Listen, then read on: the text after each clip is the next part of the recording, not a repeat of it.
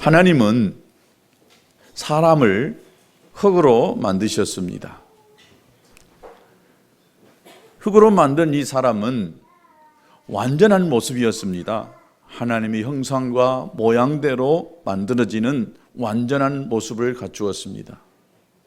그러나 거기에는 생명이 없었습니다. 그래서 하나님은 그 사람의 코에 하나님의 영 생기를 불어넣어 주셨습니다. 그 생기가 사람의 코에 들어가는 그 순간 영이 육과 함께 공존하게 되면서 생명이 되었습니다. 그래서 창세기 2장 7절에도 여호와 하나님이 땅의 흙으로 사람을 지으시고 생기를 그 코에 불어넣으시니 사람이 생명이 되느니라 라고 이렇게 말씀하고 있습니다. 이 사람은 육체 속에 하나님의 영을 받아들인 생명의 영혼인 것입니다. 이 사람의 영은 하나님을 인식하고 예배하고 섬기면서 하나님과 교통을 이루는 것이 사람의 영입니다. 그러면 사람의 혼은 지식을 얻고 이 사물을 알고 이치를 깨닫게 해주는 것이 혼입니다. 동물은 영이 없기 때문에 영이신 하나님을 인식하지도 이해하지도 못합니다. 그래서 이 동물이 제사를 지냈다거나 또 이 동물이 제단을 쌓았다라고 하는 이런 말은 어디 한 군데도 없습니다. 여러분 그런 거 보셨어요? 혹은 이 동물이 어떤 영원한 삶을 위해서 도덕적으로 윤리적으로 살아간다라고 하는 이런 말도 여러분 들어보지를 못했을 것입니다. 이 동물들은 단지 육체적 본능만을 가지고 있기 때문에 먹고 자고 싸고 이것이 이 동물의 이 본능입니다. 특징입니다. 사람의 육은 눈으로 보고 귀로 듣고 또 코로 냄새를 맡고 또 입으로 맛을 보고 또 피부로 이 촉각을 느끼는 이 오감을 통해서 이해를 하게 됩니다. 주위 환경 또 이 물질적인 세계를 수용하고 이해할 수 있게 되는 것이 우리가 가지고 있는 이 육입니다. 그러니까 사람은 영과 혼과 육으로 이렇게 되어져 있다라고 하는 것을 볼 수 있습니다. 이 안 보이는 나, 오늘 제목이 안 보이는 나와 보이는 나인데 이 안 보이는 나가 있는데 그게 바로 영과 혼이 있다는 것입니다. 또 보이는 나, 이 몸이 바로 보이는 나라고 할 수가 있겠지요. 바로 이 안 보이는 나, 이 영혼이 이 몸에서 떠나게 되면은 이 보이는 나, 이 육체는 죽어버리고 맙니다. 의학적으로 죽음의 정의는 이 두뇌의 활동이 멈추었을 때에 또 이 심장이 멈추었을 때에 맥박이 멈추었을 때에 죽었다라고 이렇게 결정을 내립니다. 그러나 성경적인 이 죽음의 의미는 분리입니다. 영혼과 이 몸이 분리되는 것을 성경은 죽었다라고 이렇게 표현하고 있습니다. 여러분 사도행전 5장에 보면 이 초대교회에 아나니아와 삽비라라고 하는 이 부부 이야기가 나옵니다. 초대교회에 성령이 임했습니다. 이 교회가 얼마나 성령이 충만한지 교인들이 서로 물건을 서로 통용하고 또 자기 밭을 또 집을 팔아가지고 사도들의 발 앞에 내놓고 그러면 이 사도들은 판 이것을 가지고 어려운 사람 또 선교하는 그 일에 이렇게 쓰게 됐습니다. 여러분 집과 밭을 팔을 수 있는 그런 믿음과 용기가 있으십니까? 아무도 아멘 안 하시네. 저는 집 팔아가 밭을 팔아는 소리 안 할 테니까 염려하지 마세요. 이 분위기가 성도들이 막 자기 것을 물건을 팔아가지고 이 교회 사도들의 이 발 앞에 내놓기 시작합니다. 그러니까 이 아나니아와 삽비라 이 부부도 둘이 의논을 했습니다. 여보, 우리도 어떻게 하면 좋을까요? 그러자 두 사람이 이 마음의 일치를 보아서 우리도 이 밭을 팔아서 이 교회에다가 냅시다 라고 하는 이런 마음의 일치를 봐가지고 이들도 밭을 팔았습니다. 그것이 얼마였는지는 모르겠지만 굉장히 많았던 것 같아요. 그래서 팔아가지고 사도들 앞에 딱 내려고 하다 보니까 갑자기 이것이 너무 많다는 생각이 들었고, 또 나의 쓸 것이 여러 가지를 생각이 되어졌는지 그 중에 얼마를 딱 떼어놓고 이것을 이 사도 발 앞에 딱 내놓습니다. 근데 이때에 이 베드로가 이렇게 이야기합니다. 아나니아야, 이 말을 안 했으면 좋겠는데 이 부부가 이것이 우리가 가지고 있는 돈 전부입니다 라고 하는 이런 말을 떳떳하게 이렇게 베드로에게 이야기합니다. 성령이 충만한 이 베드로가 하나님의 영에 의해서 저들의 마음을 읽어버렸습니다. 그래서 이 베드로가 이렇게 이야기합니다. 아나니아야, 어찌하여 사단이 가득해서 하나님의 성령께 거짓말을 하느냐. 땅이 있을 때도 네 땅이고 팔아도 내 것인데 왜 그 중에 얼마를 이렇게 감춰놓고 다 가지고 왔다라고 거짓말하느냐. 네가 사람을 속인 것이 아니라 하나님의 성령을 속였다라고 이 베드로 사도가 이 아나니아에게 이야기를 하자마자 아나니아의 그 영혼이 이렇게 떠나버립니다. 그러고 보니까 이 영혼이 몸에서 딱 떠나니까 이 육체가 어떻게 됐느냐? 죽어버린 거예요. 그러자 이 청년들이 그 아나니아 시체를 가져다가 장례를 치루었습니다. 여러분, 거짓말이 이렇게 무섭습니다. 하나님 앞에 제사를 드리는 것보다 더 무서운 것이 성령을 속였다는 거예요. 그리고 이 장례를 치른 이 청년들이 쑥 들어오는데 그때 그 부인인 이 삽비라가 들어옵니다. 남편이 죽은지도 몰랐어요. 들어와서 이렇게 이야기할 때에 베드로가 삽비라여, 과연 너희들이 땅을 판 돈이 이것이더냐라고 이렇게 물어봅니다. 그러니까 이 삽비라도 떳떳하게 맞습니다, 이것이 전부입니다 라고 이렇게 이야기합니다. 어찌하여 네가 남편과 공모해서 하나님의 영을 속이느냐. 너희 남편을 장례 지낸 사람들이 지금 저 문 앞에 지금 돌아왔다. 너도 곧 실려 나가서 장례 지내게 될 것이다 라고 이 말이 떨어지자마자 삽비라도 그 몸에서 영혼이 떠나가고 죽어서 장사를 지내고 말았던 것입니다. 저는 거짓말한 이야기를 하려고 한 것이 아니라 이 아나니아와 삽비라는 분명히 살아 있었습니다. 그런데 하나님께 꾸중을 듣자 그 영혼이 떠나가게 되니까 육체는 그냥 죽어버렸다는 거예요. 영혼이 우리 몸 안에 있을 때에 우리는 살아있는 사람입니다. 영혼이 우리 몸에서 떠나버리기 시작하면 이 육은요, 금방 하루도 안 돼서 썩은 냄새가 납니다. 사람은 영혼이 육체 안에 들어있을 때에 살아있는 것입니다. 영혼이 육체에서 떠나가기만 한다면 그 사람은 곧장 육체는 땅에서 썩어지고 마른다는 거예요. 그러니까 어쩌면은 이인철이다라고 하는 이 사람은 겉으로 보여져 있는 이 육체이기도 하지만은 보이지 않는 내 영혼이 진짜 나라고 하는 거예요.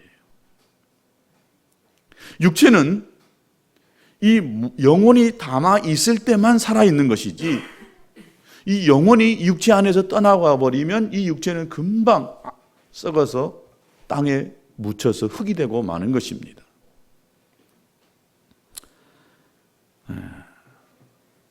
사도행전 5장에 방금 그 이야기가 이렇게 표현되어져 있습니다. 아나니아가 이 말을 듣고 엎드려져 혼이 떠나니 이 일을 듣는 사람이 다 크게 두려워하더라. 그것을 본 다른 사람들이 무서워가지고요, 아, 거짓말하고 하나님의 성령을 속이고 사도들을 속였다가는 저렇게 되는구나 하는 것을 알 수가 있습니다. 육체는 잠시 그대로 있는 것 같으나 영혼이 떠난 육체는 아무런 의미가 없다는 것입니다. 사람의 육신이 죽는다라고 하는 것은 그 육신 안에 혼이 떠난다라고 하는 것을 의미하는 것이고, 이 영혼과 육체가 분리되는 것을 의미한다고 제가 분명히 말씀을 드리고 싶습니다. 우리의 영혼은 몸 안에 있거나 몸을 떠나거나 여러분 항상 존재한다는 거예요. 육체는 영혼이 떠나가 버리면 그냥 썩어져서 한 줌의 흙이 되겠지만은 이 영혼은 육체를 떠나서도 존재한다는 거예요. 이것이 바로 하나님과 이 분리된 그 영은 죽은 것이나 마찬가지다. 그래서 둘째 사망이다라고 계시록이 이야기하고 있습니다. 계시록 20장 13절에 보면 바다가 그 가운데 죽은 자들을 내주고 또 사망과 음부도 그 가운데에서 죽은 자들을 내주매 각 사람이 자기 행위대로 심판을 받고 사망과 음부도 불못에 던져지니 이것은 둘째 사망 곧 불못이라. 누구든지 생명책에 기록되지 못한 자는 불못에 던져지니라. 여기 분명히 육을 떠난 그 영혼이 또 한 번 죽게 된다라고 이야기했습니다. 그 죽게 되는 둘째 사망이 어디라고 그랬습니까? 지옥이라고 했습니다. 불못이라고 그랬습니다. 불이 타오르는 그곳을 가리켜서 우리는 지옥이라 합니다. 또 불못이라고 합니다. 육은 이 땅에서 죽어서 썩어져 버리고 그만이지만 영혼은 다시 한번 또 죽는 그 죽음이 우리에게 있다는 것입니다. 그래서 이 사도 바울은 우리가 몸 안에 있을 때에도, 몸을 떠나 주님과 같이 있을 때에도 주님을 기쁘시게 하기 위해서 살아야 된다라고 말하고 있습니다. 고린도후서 5장 8절과 9절에 우리가 담대하여 원하는 바는 차라리 몸을 떠나 주와 함께 있는 그것이다. 바울이 생각할 때에 너무 힘드니까 차라리 내가 몸을 떠나서 주와 함께 살고 싶다. 그런즉 우리는 몸으로 있든지 떠나든지 주를 기쁘시게 하는 자가 되기를 힘쓰노라. 이것이 사도 바울의 신앙의 고백이었습니다. 어떤 분들은 영혼이 멸절된다라고 하는 영혼 멸절설을 주장하는 분들도 있습니다. 그러나 여러분, 이 누가복음 16장에 보면 부자와 거지 나사로 이야기가 나옵니다. 예수님께서 이 말씀하시기를 한 부자가 세마포 옷, 거기다가 아주 자색 옷을 입고 다녔어요.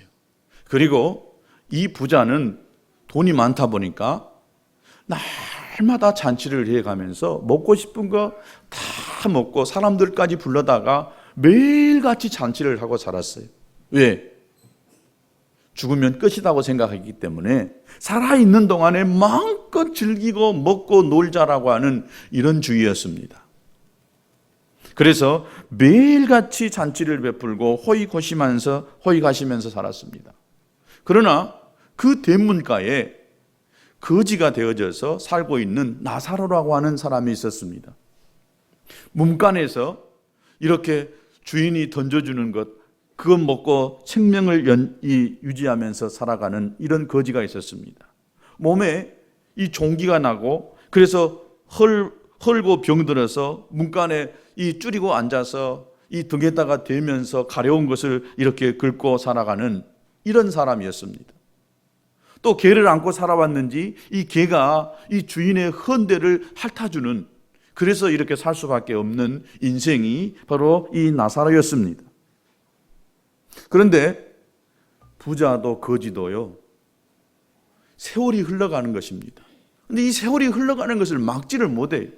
오늘 밤이 끝날 것처럼 오늘 밤이 끝나면 내 인생도 끝날 것처럼 생각했던 이 부자, 마음껏 마시면서 호의거시하면서 살아왔던 이 부자도 가는 세월을 막지 못하고 먹을 것이 없고 육체가 병들었어. 남의 집 대문 앞에서 연명하며 살았던 이 거지도 이 가는 세월이 있었던 것입니다. 그래서 부자도 죽고 나사로도 죽었어요. 죽으니까 어떻게 됐느냐? 거지는 어떻게 됐겠어요?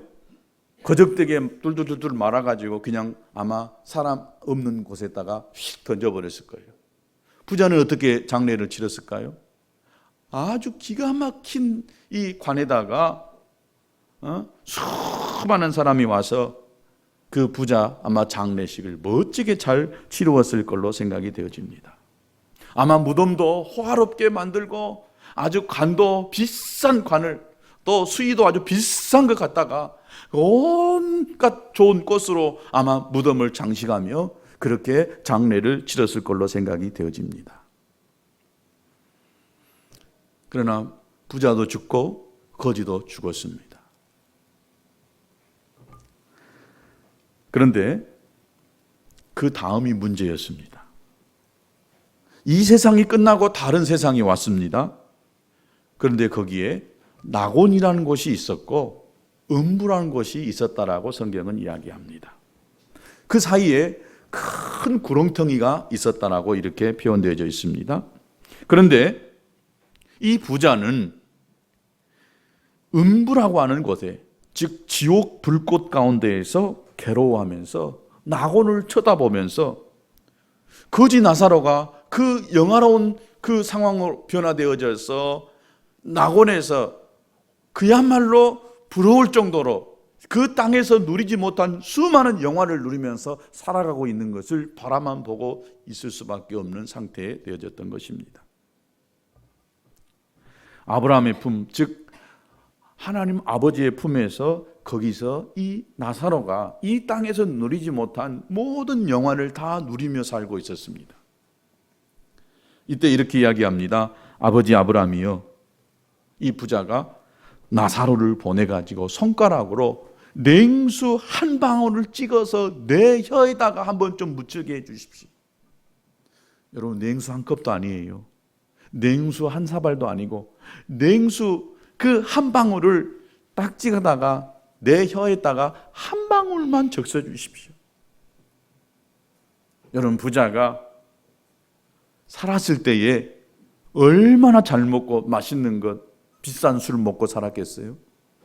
그런데 지금 이 지옥불에서 얼마나 뜨겁고 괴로운지 딱 한 방울에 그 냉수 한 방울 내 혀에 좀 적셨으면 하는 큰 걸 볼 수 있어요. 얼마나 상황이 나쁘고 고통스럽고 어렵다는 것을 보여주고 있습니다. 천국 가고 지옥 가면 우리가 알게 되는 것이 분명합니다. 사람들은 천국과 지옥을 믿지 않으려고 합니다. 그러나 가보면 압니다. 천국이 얼마나 좋은 곳인지. 여러분, 천국 갑시다. 우리 모두 함께 갑시다. 지옥도 가보면 압니다. 그것이 얼마나 뜨겁고 얼마나 고통스럽고 얼마나 견디기 힘든지 가보면 압니다. 우리는 가보지 않고도 알 수 있잖아요. 그것이 얼마나 무섭고 힘들고 고통스러운지 하나님의 말씀 성경이 가르치고 있기 때문에, 그래서 우리는 지옥 가는 영혼들을 안타까워하면서 천국 함께 갑시다라고 이렇게 권면하고 있는 것입니다. 이 천국에서 지옥에서 영혼이 간다고 하니까 그냥 이목구비도 없고 눈, 코, 입도 없고 아마 이런 것이라고 생각합니다. 그런데 이 영혼은 우리가 가지고 있는 이 육체를 똑같이 가지고 있다라고, 똑같은 모양을 가지고 있다라고 볼 수가 있어요. 그러니까 지옥에서도 여러분 맛을 느끼고 또 지옥에서도 고통을 느끼고 있다는 거예요. 육체만 느끼는 것이 아니라 그 영혼도 똑같이 이 육체가 느끼고 있는 것을 느낄 수 있다는 것을 성경이 이야기하고 있는 것입니다. 그때 이 아브라함이 이렇게 이야기했습니다. 아브라함은 여기에 아마 하나님으로 표현될 수 있다라고 볼 수 있습니다. 야, 이 사람아, 너는 이 세상에 살 동안에 모든 이 좋은 것 호의허식하면서도 마음에 하나님이 계시지 않는다라고 이렇게 생각했지 않았느냐? 무신론자여, 영혼이 없다고 생각하고 쾌락으로 살았으니 이제 지옥에 떨어져서 고통을 당한다. 그러나 나사로는 비록 거지요 병들었으나 그 속은 가득했다. 하나님을 모시고 하나님을 예배하고 섬겼기 때문에 그는 오늘 여기에 와서 사랑을 받고 영화를 누리고 너는 고통을 당한다. 그때 그 부자가 이렇게 말합니다. 그러면 아버지 아브라함이요, 부탁이 하나 있습니다. 제발 이것은 꼭 들어주시면 안 될까요? 내가 다른 것 원치 않지만은 이것 하나만 좀 들어주시면 안 될까요? 나사로를 다시 살려가지고 내 형제가 5이 있는데 이 5 형제에게 가서 제발 이 고통스러운 지옥에 오지 않도록 가서 경고 한번 해주면 안 될까요? 라고 이렇게 이야기를 하고 있습니다. 얼마나 고통스러우면은 내 형제 5은 제발 여지 오지 않게 해달라고 그렇게 간청을 하고 있는 것입니다. 그의 마지막 간청입니다. 그때 아브라함의 하나님이 이 사람아, 이 세상에는 모세와 선지자의 글이 있는데 그것으로도 족하다. 모세와 선지자의 글을 읽고서 회개하지 않는 사람은 나사로가 죽었다가 부활해서 나가서 전도해도 안 믿을 것이다.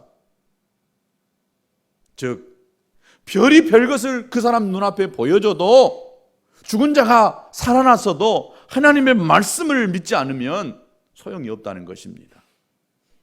여러분, 하나님의 말씀은 정확무오합니다. 하나님의 말씀으로 완전한 모든 것들을 우리가 소유할 수가 있는 것입니다. 다른 어떤 경험을 하지 아니하였다 할지라도 하나님의 말씀이 우리에게 생명을 주고 하나님의 말씀이 우리로 하여금 영적으로 성장해 가도록 이끌어 주시는 것입니다. 세상에서 하나님을 배반하고 말씀을 배반하는 사람은 음부에 떨어져서 아무리 울부짖어 기도해도 소용이 없습니다. 살아있을 때 믿어야 됩니다. 죽어버리면 믿고 싶어도요, 믿을 수가 없어요. 그래서 어떻게 하든지 살아있는 동안 이 사람이 적어도 지옥에 가는 것은 면하고 마지막에라도 그 사람이 예수님을 믿고 천국 가게 해야 하는 이것을 해야 되는 거예요. 그래서 혹시라도 여러분 중에 믿지 않는 부모들, 가족이 있다라고 한다면 하나님께 그렇게 기도하세요. 하나님, 이분들 예수 믿지 않고서는 절대로 죽어서는 안 됩니다. 내 부모, 형제, 이들에게 예수님이 없다면 하나님, 이들의 생명을 연장시켜 주세요. 예수님을 마음의 구주로 믿고 영생함을 얻고 나서 이들이 죽어야 됩니다. 이렇게 여러분 기도하시기 바랍니다.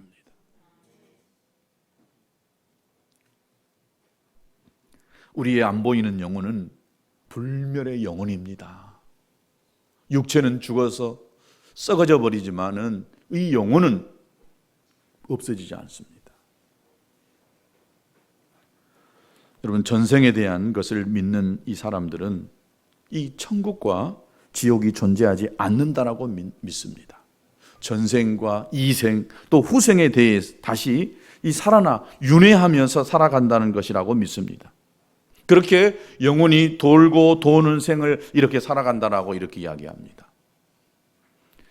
2010년도에 한 정신신경과 의사, 이 사람이 전생여행이라고 하는 책을 펴냈습니다.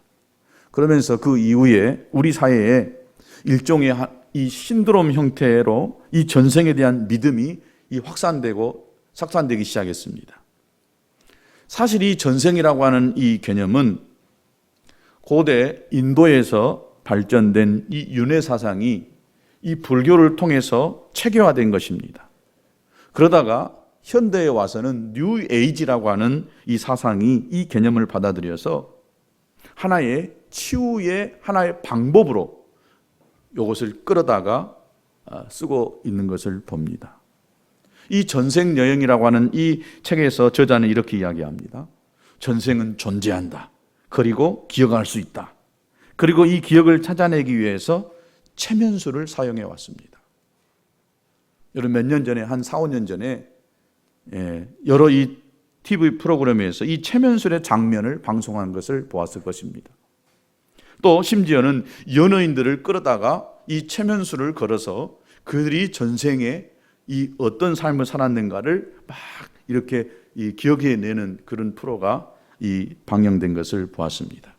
이것을 통해서 사람들의 이 마음속에 이 전생에 대한 것을 딱 심어주게 됐던 거예요. 이게 사단의 전술 전략입니다. 이 일이 있고 나서 어느 한 통계 조사를 보니까 일반인의 50%에 가까운 사람들이 전생을 믿는다라고 이렇게 답했다는 거예요. 더 놀라운 것은 25%에 가까운 크리스찬도 이 전생을 믿는다라고 답했다는 것입니다. 여러분 혹시 전생을 믿는 분 있으십니까? 그럼 한번 손들어 보십시오. 다행입니다. 이런 이 전생에 대한 믿음이 어느덧 이 우리의 이 종말론적인 신앙과 이 천국과 지옥의 존재에 대해 심각한 위협이 되고 있는 것입니다. 최근에 이 전생에 대한 믿음을 연구한 논문이 발표된 일이 있는데 이 서울대학교 변영돈 이 박사의 학위 논문이 그것입니다. 이 논문의 결론이 뭐였냐면은 전생에 대한 기억은 환상의 일종이라. 환상이라는 것입니다. 이 전생에 대한 기억은 태어날 때부터 뇌 속에 입력되어 있는 기억이 아니라 살아가면서 얻은 외부의 암시에 의해서 형성된 환상이라는 것입니다. 재밌는 것은 이 한 사람을 상대로 여러 차례 동일한 최면시를 시도했답니다. 그랬더니 매번 전생에 대한 기억이 다 다르게 나왔다는 거예요. 사람이 이 전생이라고 하는 것은 한마디로 말하면 환상 여행이다라고 하는 것을 볼 수 있습니다. 전생을 믿어야 되겠어요? 안 믿어야 되겠어요? 이게 바로 뉴 에이지의 이 운동입니다. 그렇습니다. 여러분 전생이란 없습니다. 사람이 죽은 뒤에 다시 환생하는 일은 없기 때문인 것입니다. 하나님 말씀 성경에 사람이 죽는 것은 한 번 죽는 것은 사람에게 정하신 것이요 그 후에는 심판이 있다라고 이렇게 이야기했습니다. 죽으면 끝이에요. 죽고 나서 하나님이 심판이 있다는 것입니다. 그래서 저는 이 보이지 않는 나, 즉 오늘 성경에는 속사람이라고 했는데 이 속사람이 거듭나야 된다라고 하는 것을 말씀드리고 싶습니다. 이 거듭남은 born again, 다시 태어난다라고 하는 이야기입니다. 왜 다시 태어나야 되냐? 본질상 우리 모든 사람은 다 죽은 사람입니다. 인간은 타락하자마자 영이 죽었습니다. 하나님 말씀을 거역한 인간은 하나님의 말씀에 의해서 선악과를 따먹으면 정령 죽는다고 했는데 그 정령 죽는다라고 하는 죽음이 인간에게 찾아왔는 거예요. 근데 이 죽음이 뭐냐? 바로 육체적인 죽음을 의미하기도 하지만 하나님과 우리와의 이 관계의 분리, 이것을 이야기하고 있는 것을 봅니다. 즉, 이 죽었다라고 하는 것은 이 교통이 끝났다라고 하는 이야기입니다. 그래서 영적으로 우리는 다시 태어나야 합니다. 엄마 뱃속에서 들어갔다가 나오는 것이 아니라 영적으로 내 안에 죽은 영이 다시 태어나야 된다는 것입니다. 왜 영적으로 태어나야 하느냐? 천국에 가야 되기 때문에. 저는 계속해서 심각함을 가지고 적어도 다른 교회 성도들, 다른 사람은 둘째 문제치고라도 우리 교회에 속한 이 성도들은 단 한 명이라도 구원받지 않은 상태, 즉 거듭나지 않는 상태에서 머물렀다가 지옥에 이르는, 하나님이 나 너 몰라, 나 교회를 그래도 몇 년 다녔어요, 우리 아버지가 목사고요, 우리 아버지가 장로고요, 내 남편이요 내 남편이 권사는 없지요, 집사예요, 권사예요, 장로예요.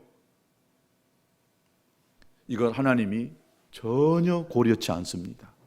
요거 고려해가지고 조금 덜 뜨거운 것으로 이렇게 보낼 것 같아도 그거 고려하지 않습니다. 신앙은 각자 개인이 하나님 앞에서 점검하는 것이기 때문에, 갖는 것이기 때문에 누가 어쩐다고 해서 내 마누라가 내 남편이 믿는다고 해서 그 믿음이 나에게 오느냐? 천만의 말씀입니다. 그래서 저는 우리 교회에 속한 성도들하고 한다면 적어도 이 거듭남을 확실하게 경험하고 구원함에 대한 확신을 가지고 살다가 다 천국 가는 저와 여러분 될 수 있게 되기를 진심으로 축복합니다. 거듭난 사람만이 영원한 생명을 가지는 것입니다. 이 죄를 범한 육으로는 우리가 천국에 들어가지 못합니다. 세상 사람들은 이 아담의 자손들로 영혼이 죽어서 태어나서 영혼이 죽은 대로 육체를 갖고 살아갑니다. 육체에 이 관한 것은 알고 있지만 영에 속한 것은 전혀 모르고 있어요. 하나님 이야기, 예수님 이야기, 천국 이야기, 또 지옥 이야기 이렇게 이야기하면은 우스꽝스럽게 여깁니다. 그리고 그런 이야기하는 사람은 굉장히 이 무식하고 미개한 사람으로 취급해버리는 경우가 있습니다. 영이 죽었기 때문에 영적 세계에 대한 지식을 저들은 가질 수가 없는 것입니다. 즉 방향 감각을 완전히 잃어버린다라고 볼 수가 있습니다. 하나님을 떠나 분리된 존재가 되었기 때문에 저들이 어디서 와서 왜 살고 어디로 가는지 모르고 살아갑니다. 영적으로 죽은 사람은 혼과 육으로만 삽니다. 육체만 갖고 있으니까 감각적인 이 사람이 되고 있는 거예요. 보고 듣고 또 만지고 느끼고 요것만 이렇게 가지고 사는 거예요. 그래서 육신의 정욕, 안목의 정욕, 이생의 자랑을 따라 살아간다라고 이야기합니다. 육체에 속한 이 사람은 이성적 사람입니다. 과학적인 논리로 또 사고로 이성으로만 생각하고 또 지식으로만 그것을 모든 것을 이해하려고 합니다. 지식으로 그것을 이해할 수 없으면, 과학으로 증명이 안 되면 그건 다 거부해버리고 마는 거예요.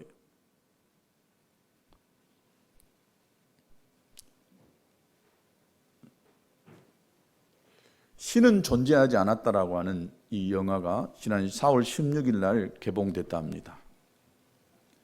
어느 목사님이 전화를 토요일 어젯밤에 해서 목사님 꼭 그거 한번 봤으면 좋겠습니다. 자녀들과 같이 봤더니 자녀들이 그 목사님한테 아빠, 요것은 우리 모든 성도들이 다 보게 해야 된다라고. 국민일보에 계속해서 이 광고가 나오길래 그냥 종교 영화인가 보다라고 했는데 미국에서 만든 영화인데 꽤 흥미롭게 이 대학 신입생이 믿지 않은 철학과 교수하고 이렇게 논쟁을 벌이면서 신은 죽지 않았다, 즉 하나님은 살아계신다라고 하는 것을 토론한다는 그런 이야기입니다.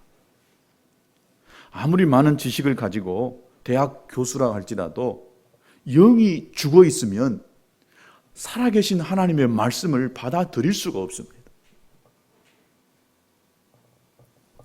육체를 따라 사는 사람은 이 세상이 이 사라질 것밖에 없기 때문에 사라질 것에 의해서 모든 것에다가 초점을 맞추고 살아갑니다.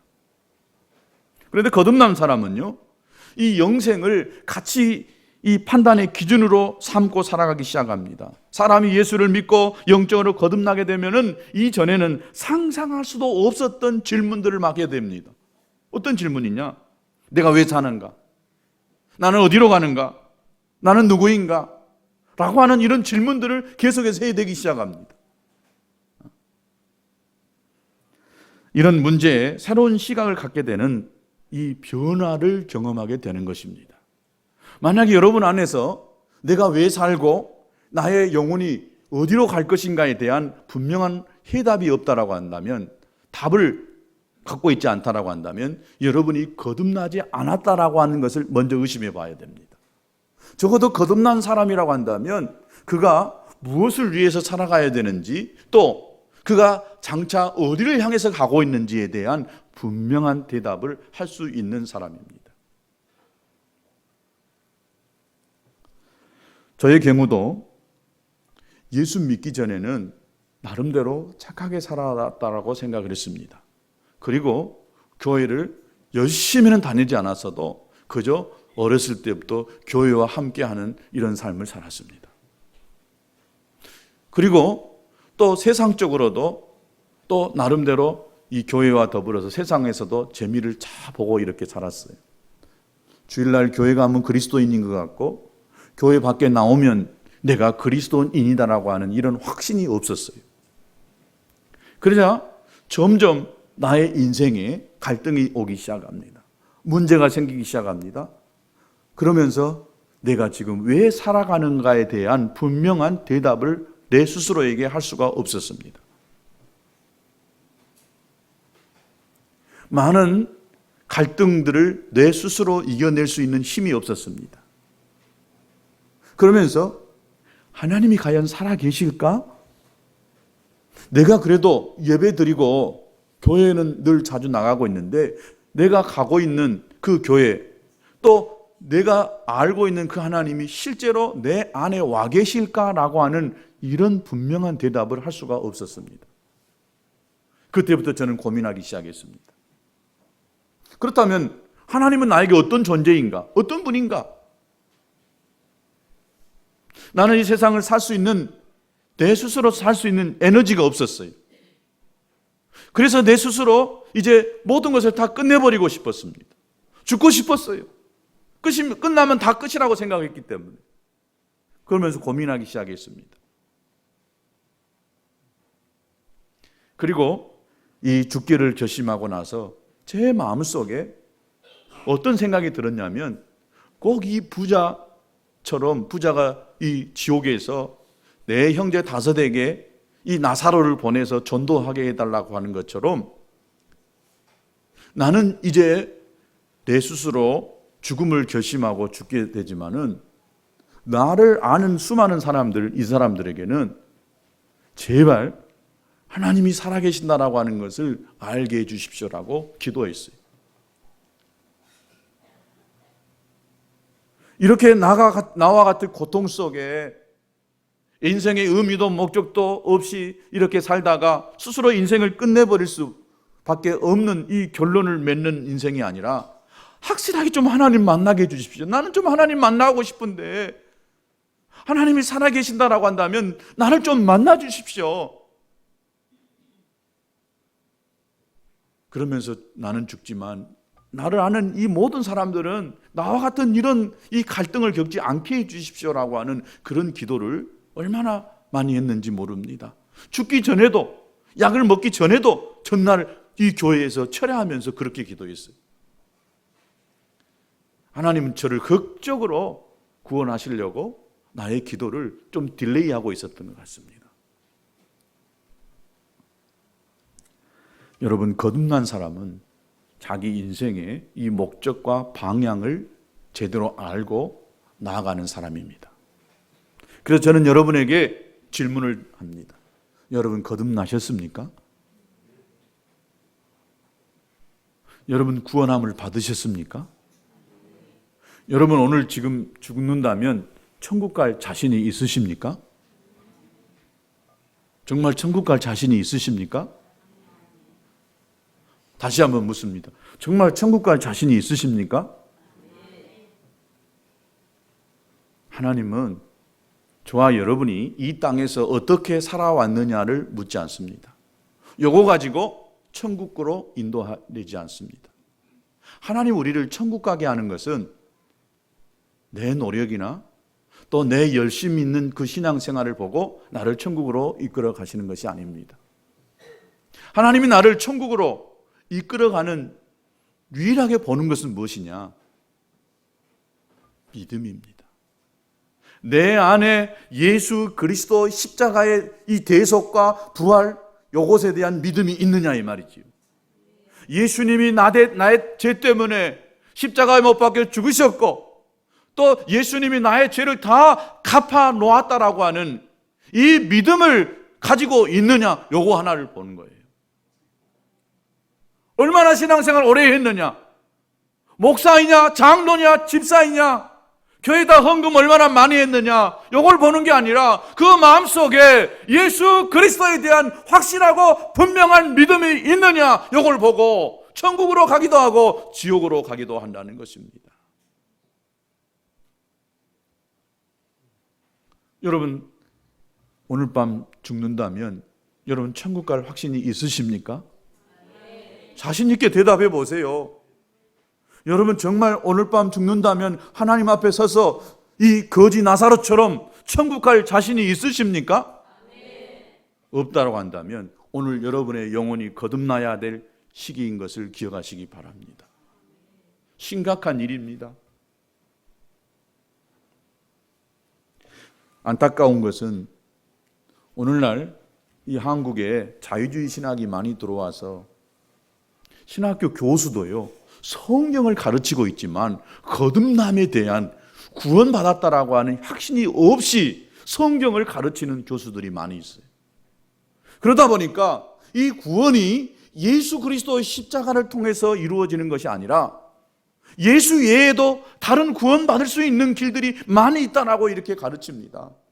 그리고 성경에 나와 있는 수많은 기적들은 그저 이것은 과학으로 증명되지 않는 것이기 때문에 꾸며낸 신화와 같은 이야기다라고 이렇게 가르치고 있습니다.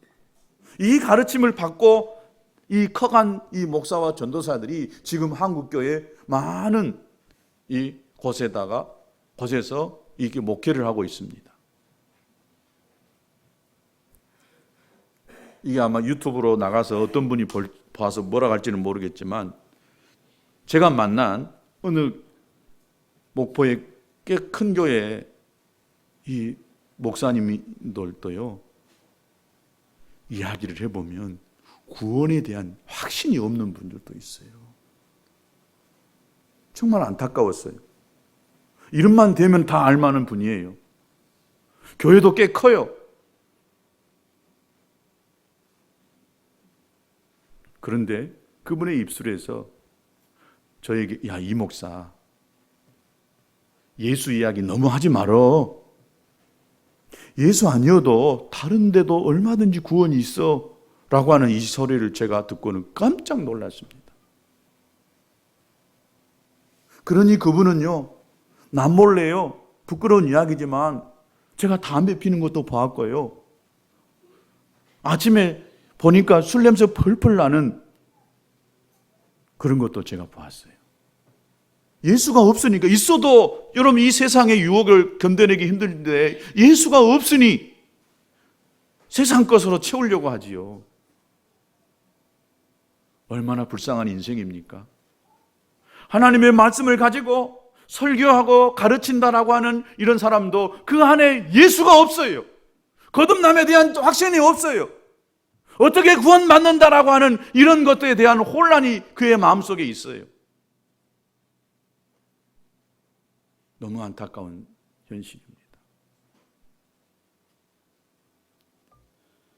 영국의 위대한 설교가 우리 주보에도 나와 있는 침례교의 자랑이라고 하는 이 찰스 스펄전이라고 하는 이 목사님이 있습니다. 원래 이분은 기독교 가정에서 태어났습니다. 아버지가 아주 훌륭한 침례교 목사님이셨어요. 그래서 할아버지 교회를 다니고 있었습니다. 그런데 어느 날 아주 형식적인 크리스찬이었고 마음속으로는 예수님을 알기는 알았지만 믿지는 않고 있었어요. 인격적으로 만난 경험이 없었어요. 그냥 왔다 갔다 하는 종교적인 이 신앙인이었습니다. 그런데 1850년 1월 6일 주일날이었습니다. 그날 눈이 얼마나 많이 왔던지 그 할아버지 담임하고 있는 그 교회에 갈 수가 없었어요. 그래서 집 가까이에 있는 이 교회를 가려고 나왔습니다. 그리고 그 교회를 갔습니다. 그런데 그 교회에 예배를 갔더니 그 교회에 담임하는 그 목사님도 눈이 너무 많이 와가지고 그 예배에 올 수가 없었어요. 그래서 교인은 한 6, 7명이 앉아있고 목사님이 안 계시니까 어느 한 집사님이 성경을 들고 나와서 이렇게 설교를 하게 됐습니다. 준비가 안 되고 너무 당황해가지고 이 집사님이 가지고 나와서 성경을 읽습니다. 이사야서 45장 22절 말씀을 읽습니다.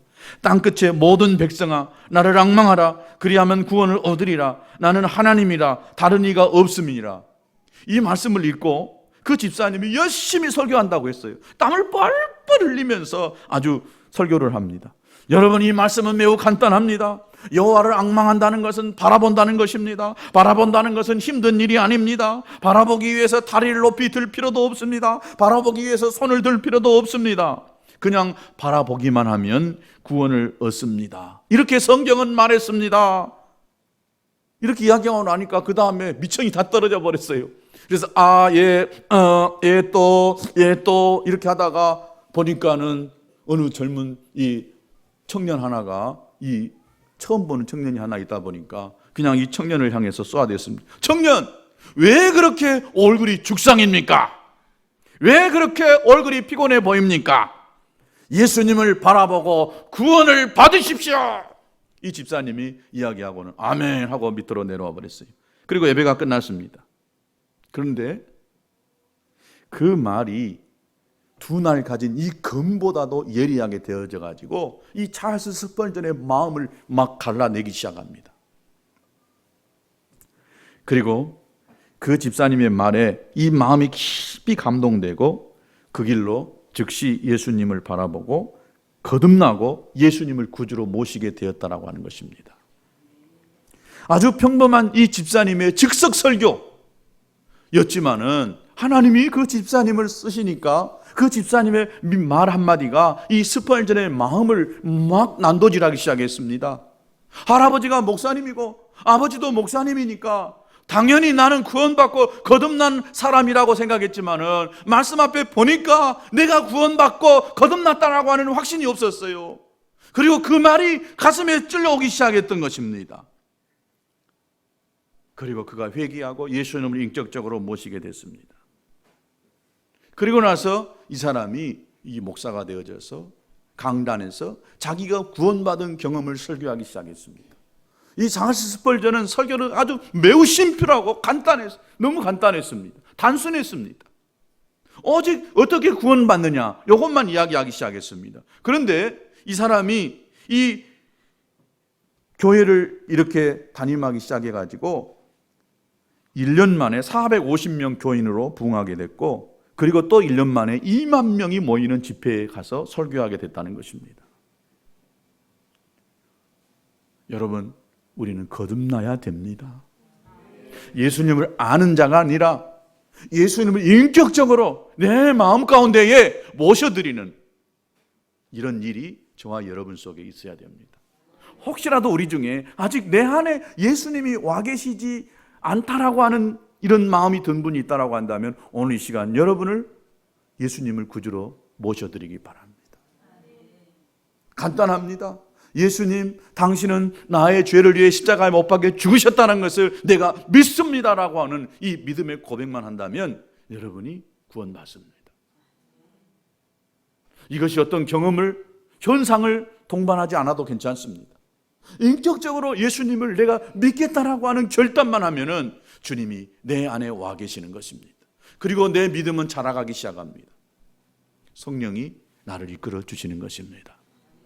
여러분 모두가 다 이 거듭난 사람이 될 수 있게 되기를 축복합니다. 혹시 거듭난 사람이라고 한다면 다시 한번 여러분의 믿음을 점검해 보면서 저는 이 거듭남의 시리즈를 앞으로 4번을 더 할 것입니다. 확실하고 분명하게, 적어도 우리 근원교회에 속한 성도들이라고 한다면 모두가 다 구원함을 얻는, 거듭남을 확실하게 체험하는 이런 사람이 될 수 있게 할 것입니다. 오늘 이 실로암이라고 하는 이 찬양을 같이 하려고 합니다.